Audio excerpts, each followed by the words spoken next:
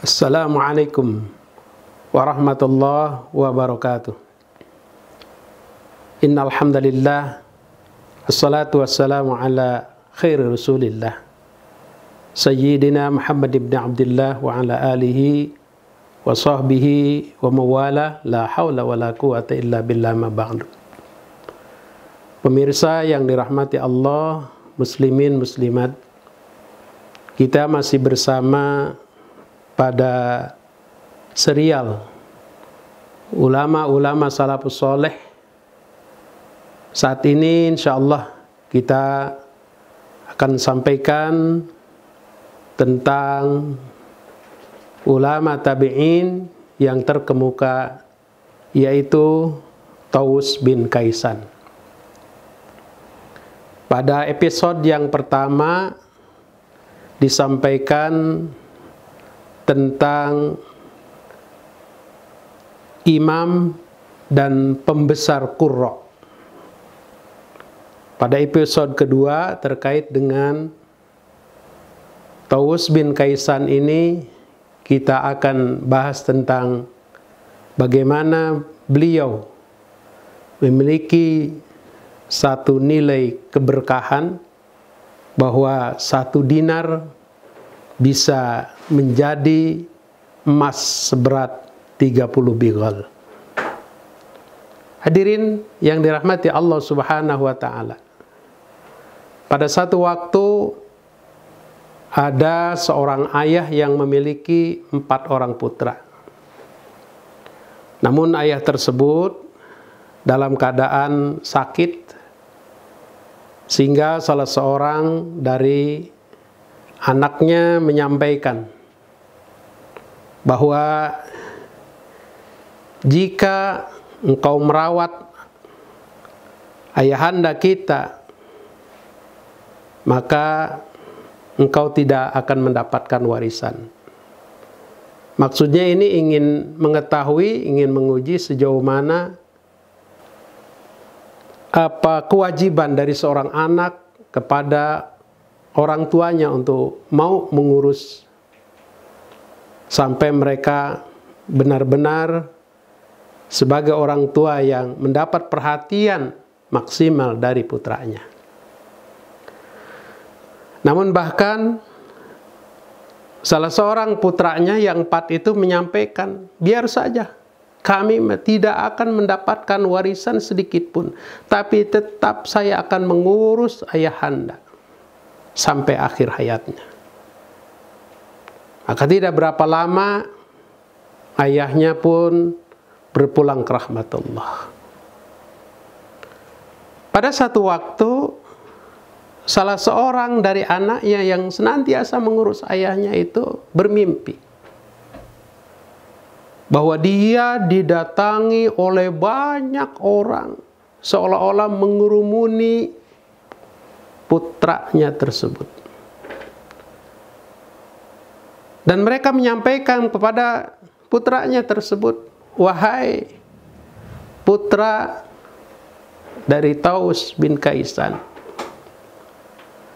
bahwa silakan engkau mengambil 100 dinar di satu tempat di sana. Ditunjukkan di anu dan sebagainya. Lalu kemudian begitu di malam harinya orang tersebut bermimpi, pada siang harinya disampaikan kepada istrinya, wahai istriku, tadi malam aku bermimpi. Ternyata dalam mimpi itu aku diperintahkan untuk datang ke satu tempat dan mengambil uang kurang lebih 100 dinar. Kemudian ditanyakan, apakah dari uang yang 100 dinar itu ada barokahnya? Dijawab, tidak ada barokahnya. Akhirnya orang itu tidak mau mengambilnya. Ternyata pada malam kedua orang tersebut bermimpi lagi. Kalau engkau tidak mau 100 dinar, silakan, mungkin aku diberikan bahkan lebih kecil barangkali engkau. Kalau yang 100 dinar terlalu banyak. diberikan 10 dinar. Ditanya, bagaimana uang yang 10 dinar itu, ada berkahnya tidak? Dijawab, tidak ada. Akhirnya dia pun tidak mau mengambilnya. Dan kemudian berlanjut di malam yang ketiga, ternyata bermimpi kembali. Bahwa engkau ambil di sana uang, tidak 100 dinar lagi, tidak 10 dinar lagi, tetapi 1 dinar di satu tempat yang ditunjukkan di anu dengan ciri-ciri tertentu. Lalu kemudian ditanya, bagaimana uang yang 1 dinar itu? Apakah ada berkahnya? Insya Allah uang itu ada berkahnya. Maka akhirnya pada keesokan harinya, uang tersebut diambil di satu tempat yang ditunjukkan dalam mimpi tersebut, dan ternyata uang itu ada 1 dinar yang kemudian dibawa oleh orang yang bermimpi tadi. Lalu kemudian dia bersama dengan istrinya membawa uang 1 dinar itu, dibelikan ikan di pasar. Ternyata begitu ikan yang dibeli di pasar dengan uang 1 dinar mendapatkan 2 ekor ikan. Dan ternyata aneh bin ajaib, begitu ikan itu dibelah perutnya, ikan yang pertama, ternyata di dalam perut ikan itu ada mutiara. Sehingga pada saat itu mereka merasa terkagum-kagum, kok kenapa ini ada mutiara? Dan bahkan diinformasikan kepada orang-orang bahwa Bapak Anu mendapatkan mutiara yang sangat berharga dari dalam perut ikan. Lalu informasi itu sampai kepada raja, lalu kemudian raja melihat dan ingin membelinya. Lalu kemudian raja tersebut membeli mutiara yang ada di dalam perut ikan tadi. Berapa harganya? Dengan harga yang sangat mahal, yaitu dibeli dengan nilai emas seberat 30 pigol. Yang mungkin hadirin yang dirahmati Allah Subhanahu wa taala, hitungan bigol ini merupakan hitungan pada saat itu yang punya nilai sungguh luar biasa dan jauh sekali dari nilai 1 dinar dibanding dengan nilai 30 bigol yang mungkin kalau dihitung dengan nilai uang pada saat ini bahkan sampai ratusan juta rupiah. Artinya dari 1 dinar menjadi sampai sekian jumlahnya yang sangat besar. Itulah yang didapatkan nilai keberkahan. Dari 1 menjadi nilai yang sangat besar. Oleh karenanya, hadirin yang dirahmati Allah Subhanahu wa taala, inilah barangkali nilai berkah. Jadi berkah itu adalah ziyadatul khair. Tambahnya nilai kebaikan, tambahnya nilai kebajikan. Oleh karenanya dalam kehidupan kita, kita berharap agar senantiasa diberikan keberkahan oleh Allah Subhanahu wa taala. Ada mungkin pada 3 atau 4 kategori nilai berkah yang menjadi harapan kita. Pertama, berkah dari sisi harta. Yang kedua, berkah dari sisi usia. Yang ketiga, berkah anak. Yang keempat, berkah pangkat dan jabatan. Berkah dalam artian mendapatkan nilai kebaikan, berkah harta. Bagaimana caranya harta agar mendapatkan nilai kebaikan dan kebajikan? Tentunya betul-betul ditasarufkan ke jalan yang diridhai Allah Subhanahu wa taala. Kemudian juga berkah usia, artinya usia orang tersebut senantiasa betul-betul dimanfaatkan untuk ibadah kepada Allah. Maka usianya masuk dalam kategori berkah.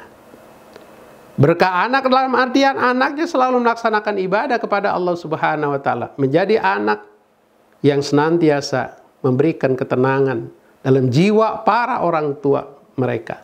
Maka anak itu masuk dalam kategori berkah. Dan demikian pula pangkat dan jabatan yang berkah adalah pangkat yang jabatan yang dijadikan sebagai satu alat dalam rangka li'ilai kalimatillah, dalam rangka amal ma'ruf nahi munkar. Hadirin yang dirahmati Allah Subhanahu wa Ta'ala. Pada satu ketika juga bahwa Muhammad Yusuf, saudara dari Hajjaj bin Yusuf, diutus oleh raja untuk menemui Imam Taus dengan membawa uang kurang lebih 700 dinar. Yang kalau kita lihat pada saat sekarang ini kurang lebih nilai nominalnya barangkali kalau 1 dinar itu kurang lebih 50.000, berarti uang yang diberikan kurang lebih 35 juta. Lalu kemudian utusan dari raja tersebut ingin memberikan hadiah kepada Imam Taus dengan sejumlah uang kurang lebih 35 juta tadi. Namun bagaimana begitu sampai kepada Imam Taus, ternyata Imam Taus menolaknya. Tidak mau menerima hadiah tadi. Akan tetapi utusan tersebut diperintahkan bahwa hendaknya kalian bagaimana memastikan bahwa hadiah itu diterima oleh Imam Taus. Nah, oleh karenanya bagaimana caranya agar betul-betul itu diterima oleh Imam Taus, hadiah tersebut? Akhirnya uang tersebut dilempar ke dinding rumah Imam Taus. Hadirin wal hadirat yang dirahmati Allah Subhanahu wa Ta'ala. Lalu kemudian utusan tersebut pulanglah ke istana raja dan disampaikan bahwa uang itu sudah diberikan kepada Imam Taus. Ternyata setelah beberapa hari kemudian ada informasi bahwa hadiah itu belum diterima oleh Imam Taus. Akhirnya ya utusan raja diperintahkan untuk mengambil uang tersebut. Begitu didatangi tempat Imam Taus dan ditanyakan, mana uang yang pada waktu kemarin itu diberikan? Apa kata Imam Taus? Aku belum pernah menerimanya. Lalu di mana uang tersebut? Waktu itu aku lihat uang tersebut dilempar ke dinding dan mungkin masih ada di sebelah sana. Maka dicarilah uang itu, ternyata ada. Akhirnya uang tersebut diambil oleh utusan raja lalu dikembalikan lagi kepada khalifah. Ini menunjukkan bahwa khalifah ternyata bukan main, sekalipun di situ Amirul Mukminin, presidennya katakan orang-orang mukmin, namun belum memberikan satu jaminan bahwa mereka betul-betul bisa mengayomi rakyatnya, bisa memberikan ketenangan kepada rakyatnya. Karena ternyata buktinya seperti itu. Hadirin yang dirahmati Allah Subhanahu wa Ta'ala, oleh karena itu bisa kita lihat kezuhudan Imam Taus. Beliau tidak mau menerima hadiah dari pemerintah. Kezuhudan Imam Taus juga rumahnya sangat sederhana. Kezuhudan Imam Taus pakaiannya sangat sederhana sekali. Dan juga dia tidak mau meminta-minta sekalipun tidak punya uang. Inilah seorang sosok Imam Taus yang betul-betul menjadi sosok yang jadi tauladan buat kita semua. Imannya sangat kuat, orangnya arif dan bijak, ilmunya sangat tinggi.